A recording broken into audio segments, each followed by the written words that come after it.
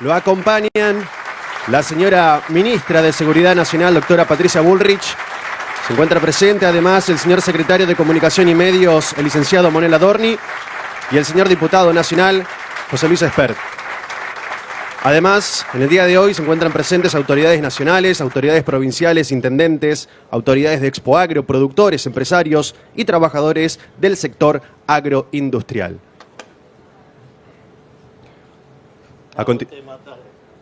¿Querías te preste la campera?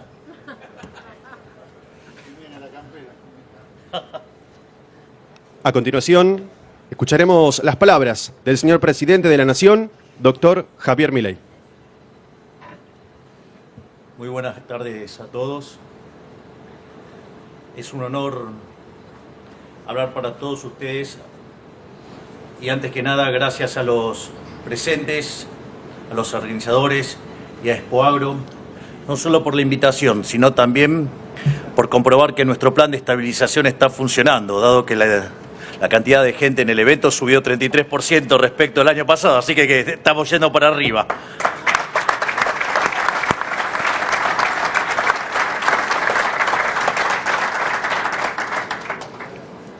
También quiero agradecer la presencia de la doctora Patricia Bullrich, que vino a acompañarme a esta exposición, y por su enorme trabajo sosteniendo y defendiendo los valores de la República en todos los terrenos que ello lo requiera. Así es que mi agradecimiento a la doctora Bullrich por acompañarme.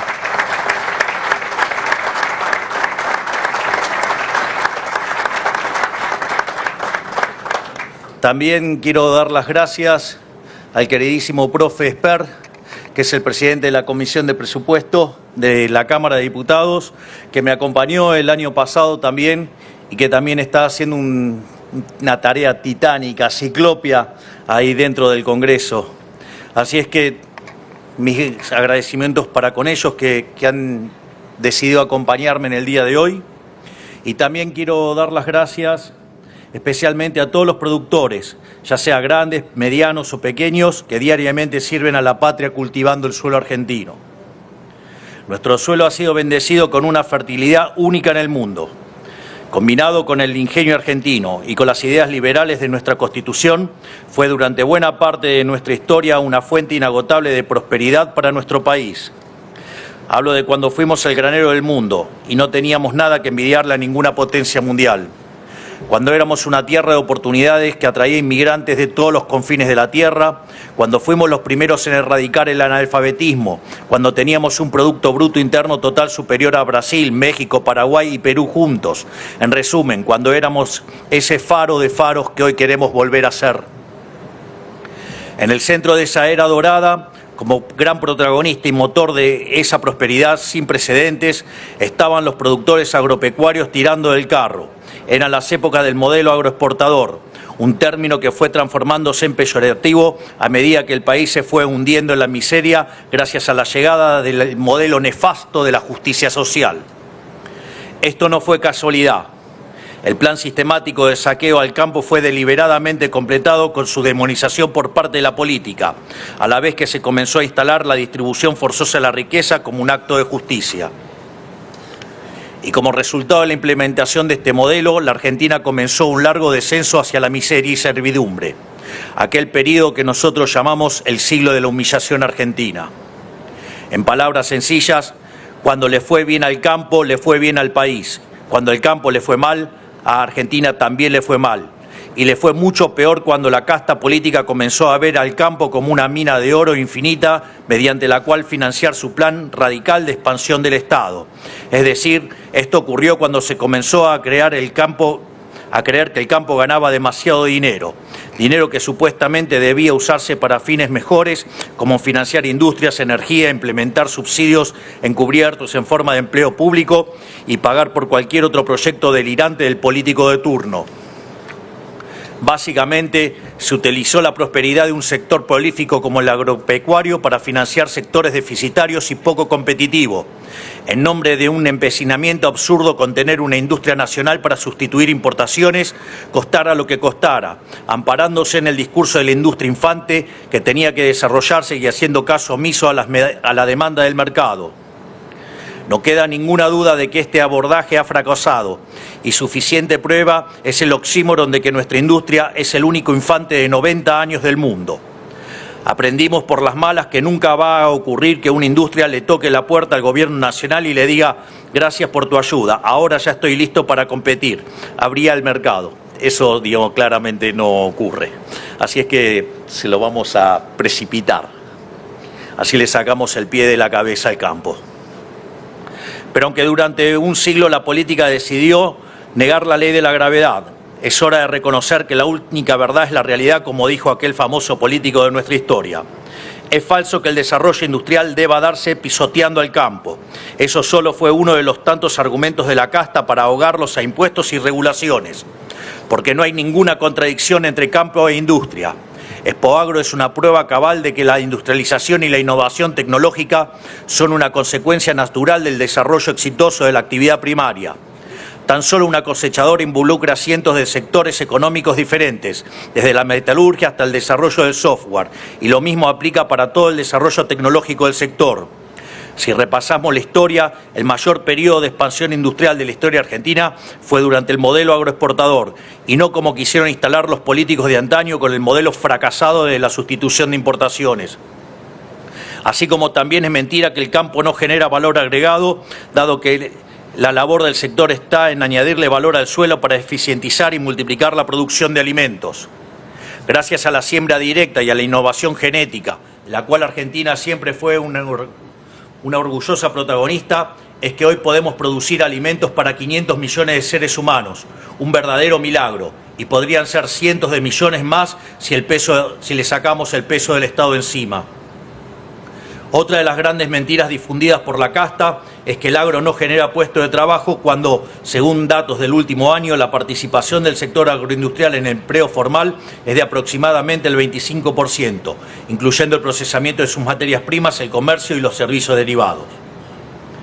Pero aún a pesar del peso asfixiante del Estado, que hasta intentó llevar adelante la nefasta Resolución 125 para saquearlo como nunca antes, el sector sigue siendo competitivo en todo el mundo.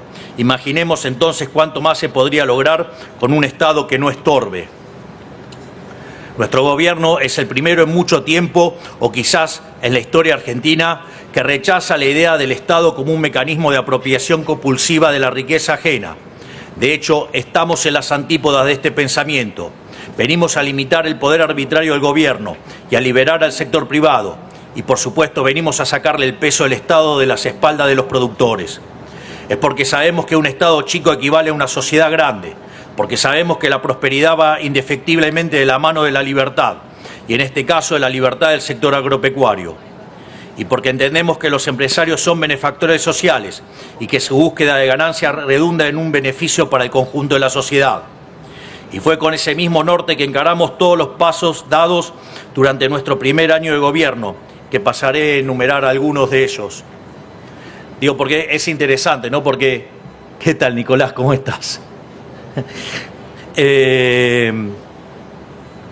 Porque el año pasado hablábamos si eran promesas, ahora estamos hablando de hechos concretos que hemos logrado.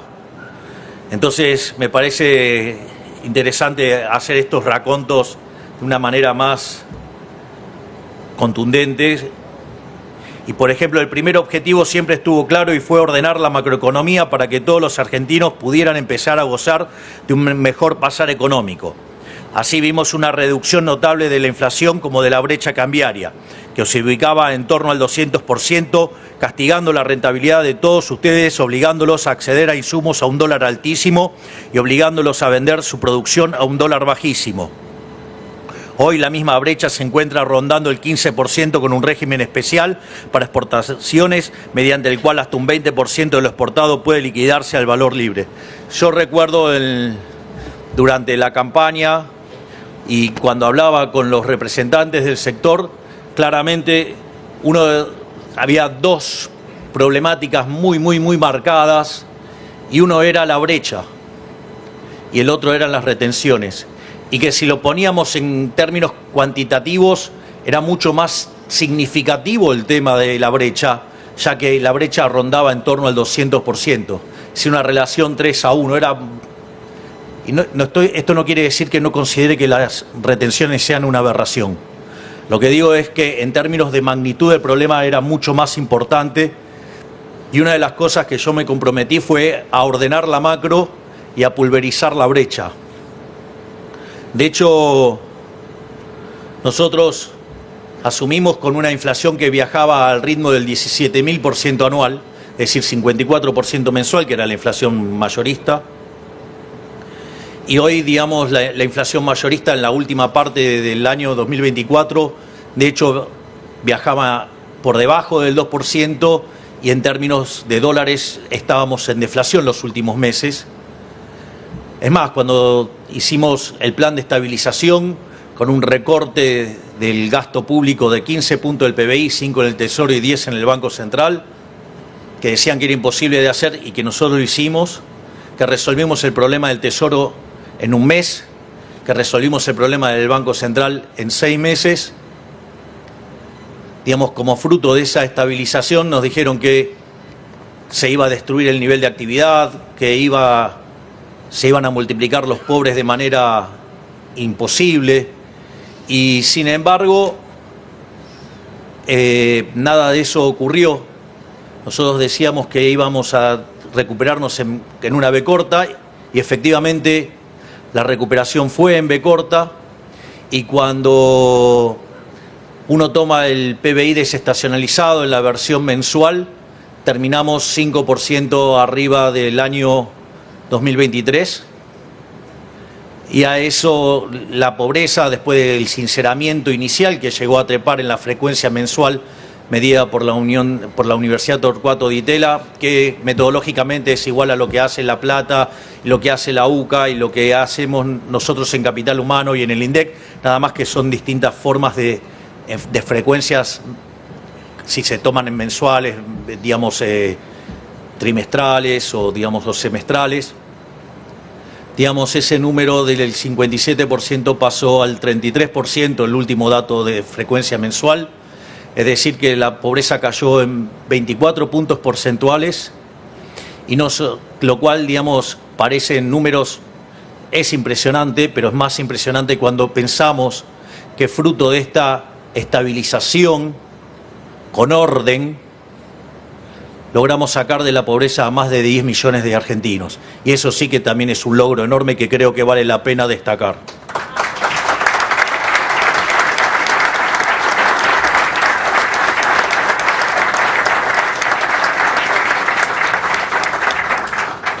A su vez, tampoco es casualidad que durante nuestro primer año de gobierno la demanda de crédito para maquinaria agrícola haya aumentado un 50% respecto del año anterior.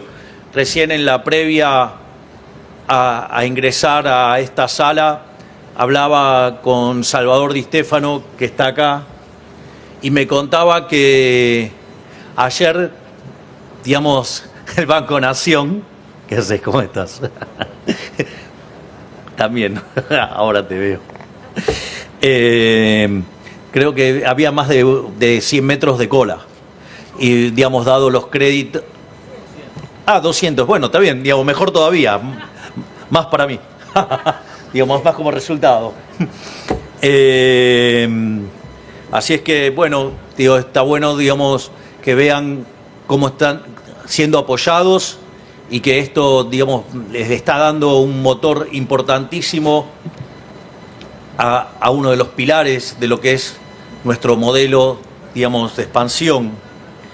Así es que eso también, digamos, es una buena señal, porque cuando nosotros asumimos se discutía la hiperinflación, y hoy hasta volvieron los créditos hipotecarios a 30 años.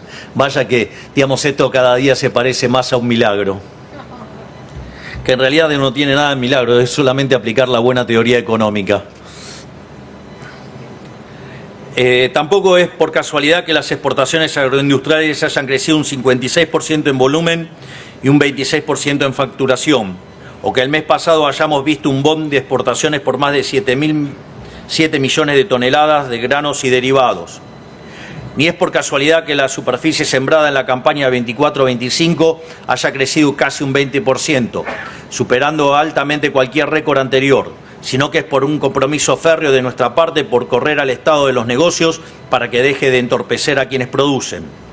En tan solo un año derogamos y simplificamos más de 350 normas burocráticas que atentaban contra la generación de valor.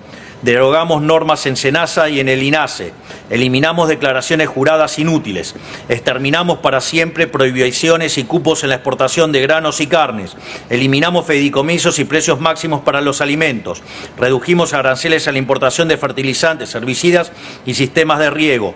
También comenzamos a poner en práctica la libre competencia de monedas que prometimos, ofreciendo los primeros créditos en litros de leche para tamberos y ahora en kilos de capón para los productores porcinos.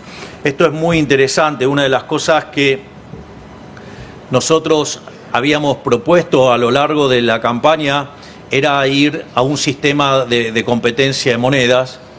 Obviamente, como todo se deforma en la campaña, lo llamaban dolarización, y en realidad una de las cosas que yo explicaba es que el sistema de competencia de monedas funciona como un sistema de canastas de moneda, donde a diferencia de las canastas de monedas administradas por un banco central, que las determina a dedo el Banco Central, en este caso se determina endógenamente por las decisiones de los individuos.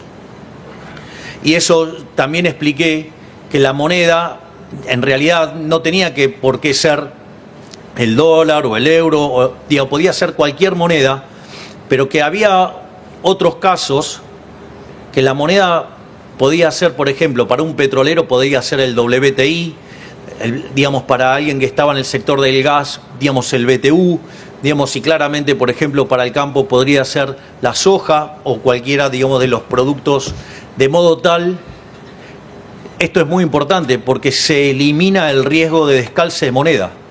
Y al eliminarse el riesgo de descalce de monedas, ustedes van a un negocio que tiene menos riesgo, por ende tiene menor tasa de descuento y eso le permite amplificar el valor. Y esa amplificación de valor se ve constatada cuando ustedes amplían la base de capital.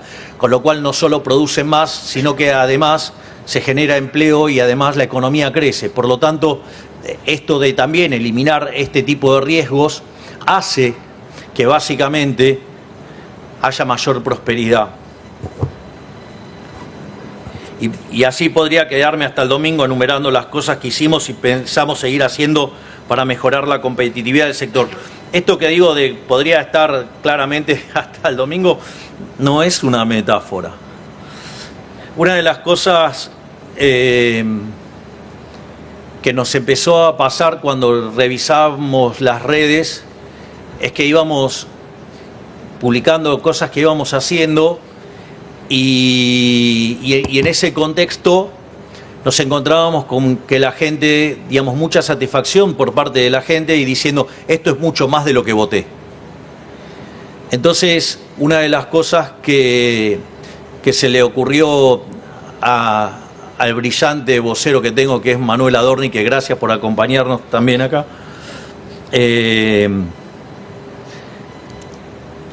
qué lindo, hoy me vine rodeado de toda gente que irrita zurdos por doquier. Así que, se van a decir, este es un provocador. Me encanta. Al margen de eso, entonces, nosotros claramente habíamos hecho un programa de gobierno, una propuesta, que decían que básicamente era imposible de hacer. O sea, cada una de las cosas que nosotros decíamos que queríamos hacer, decían que era imposible. Y no solo eso, sino que no eran pocas medidas, eran muchas y muy exigentes, con lo cual, era en la doble dimensión, era muy complicado. Y ahí una de las cosas que nosotros vemos es que lo que hizo Manuel fue medir qué grado de avance teníamos. Entonces, si en el 25% de lo que lleva el periodo de gobierno, ¿no?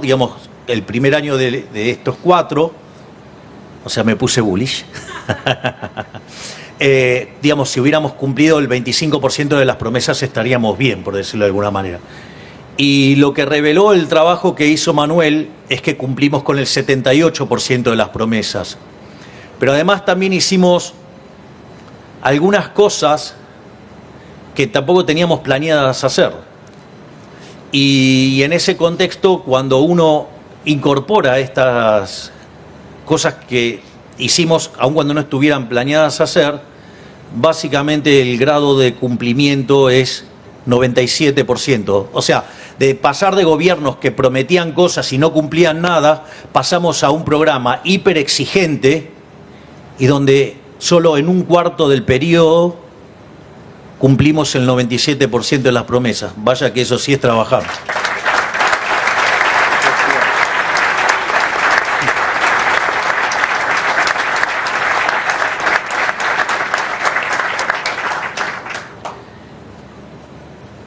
Y voy a hacer algunos comentarios genéricos de los términos de la campaña, porque creo que son importantes. Fui muy claro, sin lugar a dudas, en lo que era la campaña, ¿no? Porque en materia de política fiscal hablábamos de la motosierra. Hoy la motosierra es un emblema mundial de política económica. Es más, en el caso del trabajo que está haciendo ese coloso que tengo como ministro, que es Federico Sturzenegger, digamos, ha creado un modelo de exportación en materia de desregulación. Toto Caputo fue elegido el mejor ministro de Economía del mundo. En las universidades más prestigiosas del mundo se habla de cómo puede ser que hicimos semejante ajuste y en lugar de ser hipercontractivo y hundirnos en una gran depresión, salimos con tanta fuerza. Al mismo tiempo, en el plano monetario, digamos, se identificó con la dolarización y entonces la gente iba con billetes de dólares con mi cara, que eran bastante simpáticos. En política exterior dijimos que nos íbamos a alinear con Estados Unidos e Israel, y creo que está claro que lo estamos cumpliendo. Y dejé para el final algo muy concreto, que es el tema de seguridad. Porque no casualmente mi eslogan coincidía con alguien que compitió conmigo y que su grandeza permitió que se sumara a este gobierno, que era en materia de seguridad: el que las hace, las paga. Los buenos son los de azul. Y los hijos de puta que andan con trapos en la cara y rompen autos, queman autos y amenazan a toda la gente porque no quieren perder sus curros, esos son los malos y esos son los que tienen que ir presos. Y los vamos a meter presos. Vamos a defender a la República. Porque no es que vienen contra mí, vienen por ustedes. Yo solo estoy en el medio.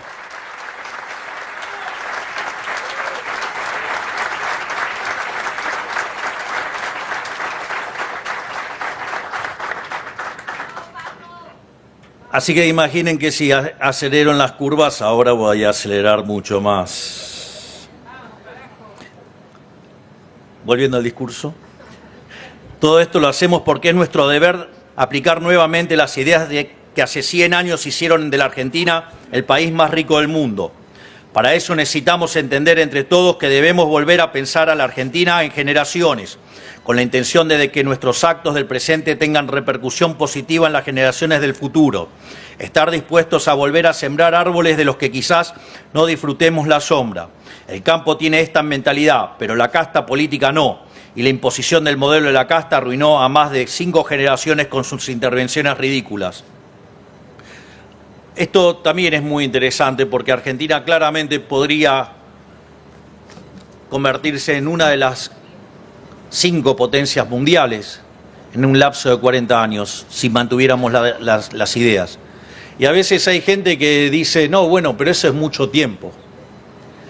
Miren, lo más interesante es que 2/3 de esa mejora ocurre en 1/3 del tiempo. Es decir, que en un lapso que puede ir entre 10 y 15 años podemos ver cosas maravillosas. lo que hay que hacer es poner la voluntad y tener la voluntad de volver a abrazar las ideas de la libertad e ir para adelante. Claramente, abrazar las ideas de la libertad le termina con el curro a un montón de delincuentes, que son los que después organizan marchas. Es decir, recuerden que cada vez que ustedes vean a alguien pataleando es porque le terminamos cortando un curro. Es decir, lo que han visto estos días es la política cuando dicen dónde cayó el ajuste. Vean los que patalean y van a ver dónde cayó el ajuste. Cayó sobre los que han arruinado la Argentina. Y no vamos a parar, porque nosotros gobernamos para los argentinos de bien, para los que quieren vivir del fruto de su trabajo, no para los delincuentes.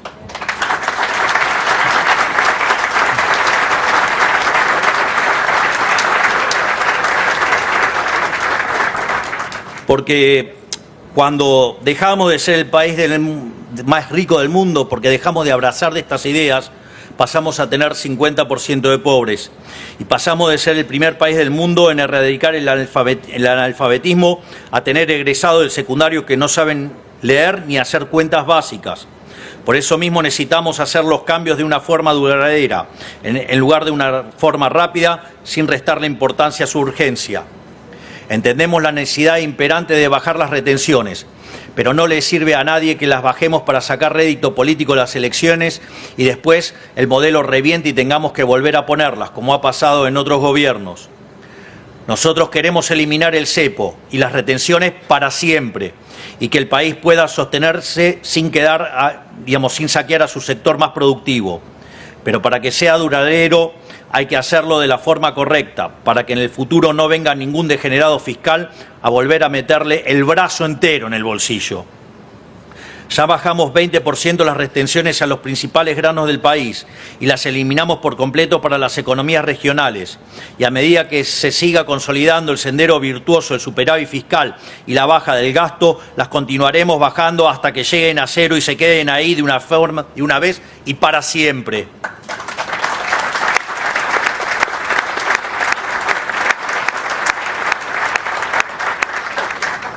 A su vez, para entender un poco por qué es tan importante el superávit fiscal, por un lado, porque nos permite bajar impuestos y devolverle productividad al sector privado.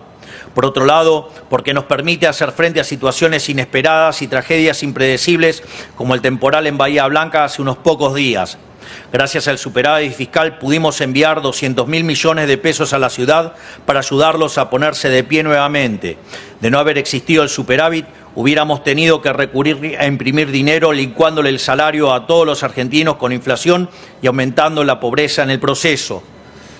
Esto es muy interesante porque mientras que algunos aprovechan las desgracias para carancheo político, berreta, propio de los políticos que nos han empobrecido a lo largo de la historia,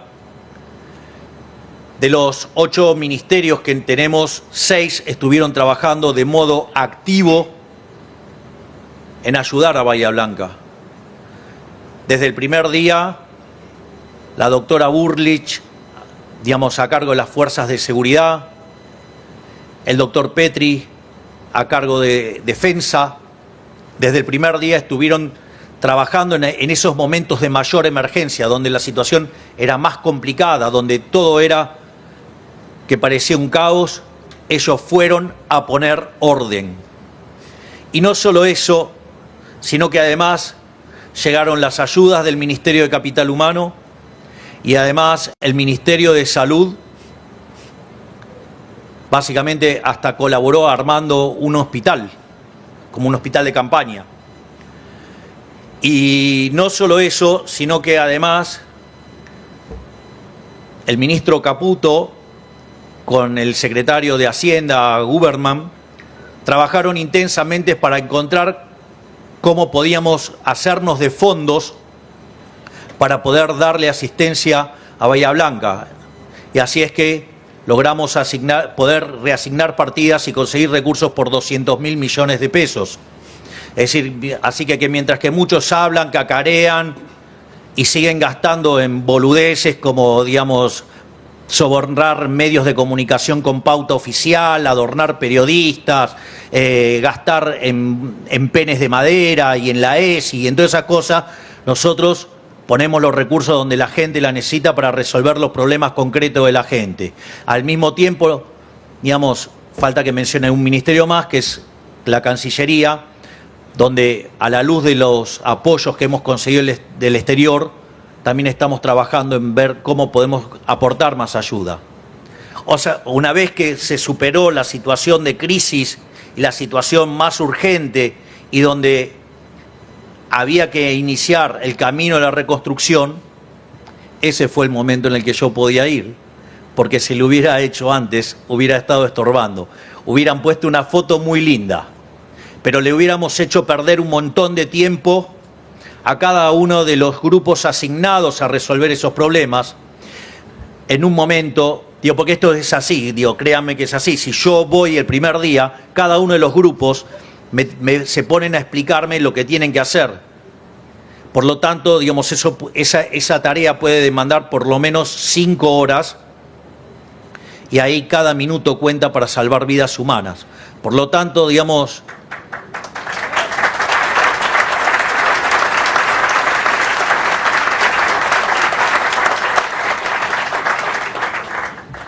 yo tenía que elegir entre la foto linda que le gusta a la política o salvar vidas. Yo preferí salvar vidas, otros prefirieron las fotos lindas. A su vez, por eso también nuestro foco está puesto en bajar el gasto tan rápido y tan profundo como sea posible, para así acrecentar el superávit. Y esto mismo debe ser hecho en las provincias y en los municipios, no solo a nivel nacional. La población argentina ya no va a tolerar este juego de políticos caranchos de subir impuestos para comer la rentabilidad que queda disponible con la baja de impuestos que hacemos desde Nación. Así que quiero dedicar una reflexión, digamos, que reflexionen sobre aquellos gobernadores, digamos, que hacen este jueguito perverso, que piden bajas de impuestos y reclaman bajas de impuestos, pero que cuando llega el momento de hacerla en la propia, no lo hacen o lo suben. Entonces, tengan claro eso.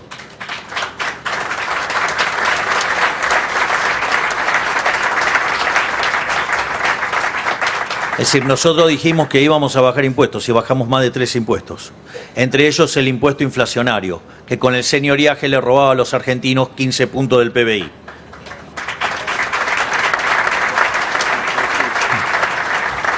Por lo tanto, parte de nuestro deber es proteger a la ciudadanía de este cinismo rascabotos de que se sirvió la política durante ya mucho tiempo.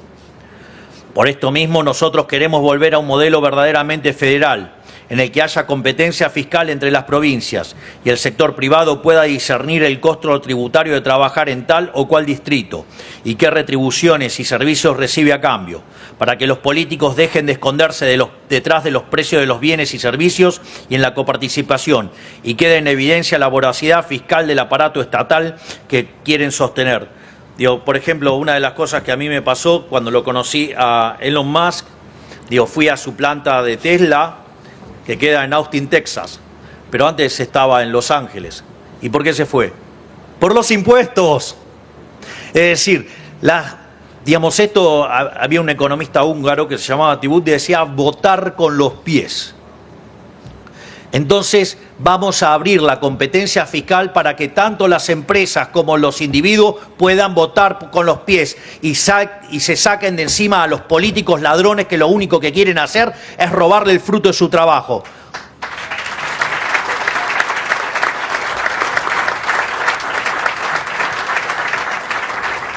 Por esto mismo, nosotros queremos volver a un modelo verdaderamente federal, en el que haya competencia fiscal entre las provincias y el sector privado pueda discernir el costo tributario de trabajar en tal o cual distrito y qué retribuciones y servicios recibe a cambio, para que los políticos dejen de esconderse. Este ya lo había dicho. Lo repito porque es bueno repetirlo, digamos. Gracias, Esper. Digamos, un profe condescendiente. No, me tenés que bajar un punto ahí, Esper. Digamos, yo a un alumno se lo hubiera bajado. Bueno, gracias, entonces lo repito. Es decir, y como había dicho, para que los políticos dejen de esconderse en los precios de los bienes y servicios y en la coparticipación, y que quede en evidencia la voracidad fiscal del aparato estatal que quieren sostener. El lugar de llegada para este y para todas nuestras reformas es conceptualmente simple. Queremos ser un país en el que la vida sea más fácil para el que hace las cosas bien y sea mucho más difícil para aquel que hace las cosas mal.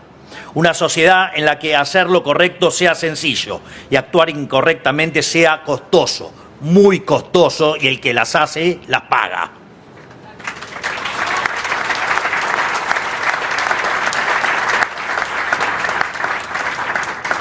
En definitiva, se acabó ese modelo invertido en el que los trabajadores honestos luchan para sobrevivir el mes a mes y los parásitos vividores tienen asegurada una vida onerosa por generaciones. Ese modelo en el que las víctimas son tratadas como victimarios y los victimarios tratados como víctimas. Ese modelo que se cansaba de revistar el pasado porque no podía prometer ningún futuro. En nuestro primer año dejamos en claro que nuestro gobierno va a marcar un punto de inflexión para nuestra gran nación, porque por primera vez en décadas volvimos a mirar hacia adelante pensando en cómo crecer, en lugar de cómo distribuir una ganancia cada vez más pequeña. Dejamos atrás la mentalidad de la escasez para volver a ver el mundo bajo los ojos de la abundancia. Y Argentina es el país más abundante del mundo. Tenemos la tierra más fértil del planeta y el mejor capital humano. Así aprendimos a sacarle agua hasta las piedras. Ahora nos queda sacarnos el peso de la mochila, de la casta de nuestras espaldas para volver a ser la gran nación que ya supimos ser. Que tengan todos un excelente día, que la fuerza del cielo nos acompañen y ¡viva la libertad, carajo! Muchas gracias. De esta manera despedimos al señor presidente de la Nación, doctor Javier Milei, y despedimos también a la señora ministra de Seguridad Nacional, doctora Patricia Bullrich, el señor diputado nacional José Luis Espert y también al señor secretario de Comunicación y Medios, el licenciado Manuel Adorni. Les pedimos a los presentes que se dirijan al predio de la Expo Agro para continuar con las actividades programadas. Muchas gracias.